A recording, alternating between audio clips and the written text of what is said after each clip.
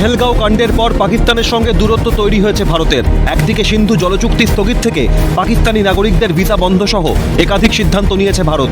অন্যদিকে ভারতকে চাপে রাখতে সিমলা চুক্তি স্থগিত করেছে পাকিস্তান। জঙ্গিদের বাগে আনতে সব রকমভাবে প্রস্তুত ভারত। পাকিস্তানের তরফেও মাঝে মধ্যেই ধেয়ে আসছে হুঙ্কার। এই আবহেই অস্ত্রধারীদের ঘেরাটোপে পাকিস্তান। অল আউট অ্যাটাকে বালুচিস্তান। আগুন ধরিয়ে দেওয়া হয় রাস্তার উপর দাঁড়িয়ে থাকা সারি সারি ট্রাকে। সূত্র বলছে ট্রাকগুলিতে চীন থেকে অস্ত্র আনা হচ্ছিল পাকিস্তানে। সেই খবর ছিল বালুচ লিবারেশন আর্মির কাছে। সেই মতো প্রস্তুতিও নিয়ে ফেলেছিল তারা। বালুচিস্তান সীমান্তে প্রবেশের পরেই আগুন ধরিয়ে দেয় অস্ত্রভর্তি ট্রাকগুলিতে। শুধু তাই না, চীনা ট্রাক সীমান্তে প্রবেশ করলেই ছাইয়ে পরিণত করার হুঁশিয়ারি বালুচিস্তানের। আভ্যন্তরীণ কোন্দলের কারণে কার্যত ত্রাহি ত্রাহি অবস্থা পাকিস্তানের।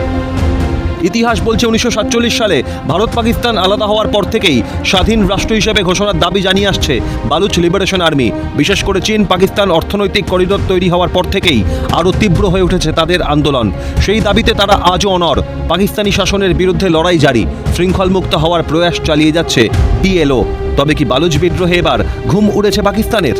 ক্যালকাটা নিউজ।